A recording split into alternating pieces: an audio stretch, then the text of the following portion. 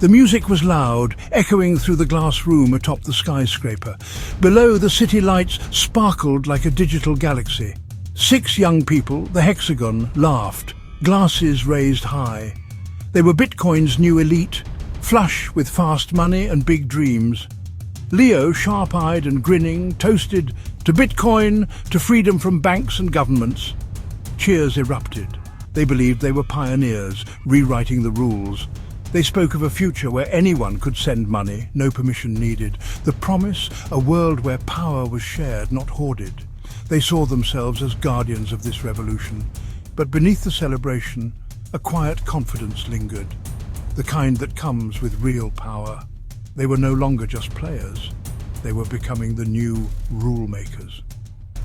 At the center of this leaderless world, they could see and shape what others could not. Even in a world built on freedom, someone always pulls the strings. As the party faded, the hexagon gathered on white sofas, the mood shifting. Maya, the coder, broke the silence. People think this is for everyone, but that's not the whole truth. Leo nodded. We control a lot of the mining power. We know the other big players. We keep the network stable. The myth of decentralization began to crack. In reality, a handful of people, like the hexagon, held the real influence.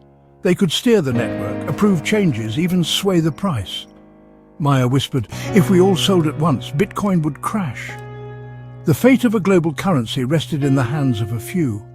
The freedom they promised was fragile, dependent on the choices of an unelected elite. They were the system's secret guardians, and its greatest risk. The illusion of shared power masked a new kind of aristocracy. Everyone could play, but only a few decided the rules. The revolution's promise was already compromised. The hexagon's power was invisible, but it was real. Freedom, it turned out, was more complicated than anyone wanted to admit. History repeats itself. Revolutions topple old rulers, but new kings always emerge. The hexagon began to act like royalty, holding secret meetings with other Bitcoin whales. They decided which updates to support, which projects to fund.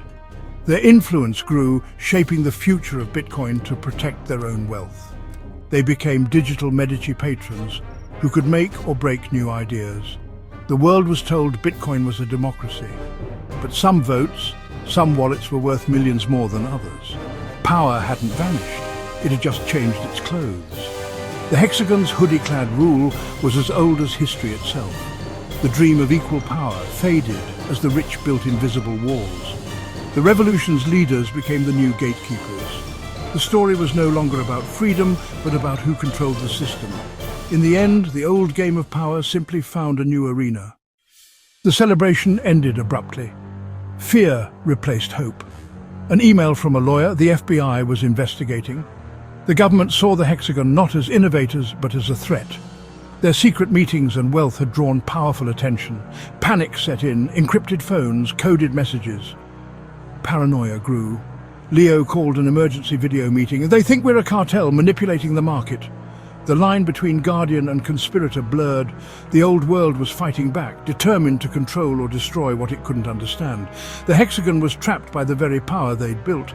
History's cycle continued. New powers rise, old powers strike back. The promise of a decentralized future collided with reality. The game had become dangerous. The hexagon was caught in a storm of their own making. Freedom, once so close, now seemed impossibly far away. The unsettling truth of Bitcoin is this. Even a leaderless system breeds new leaders. Satoshi Nakamoto, the vanished creator, is a ghost in the machine, absent yet holding immense power. The hexagon's story is a warning: power always finds a way to concentrate. Even in a system built for freedom, hidden rulers emerge. Satoshi's million bitcoins loom over the network, a silent potential king. The dream of decentralization is seductive but fragile.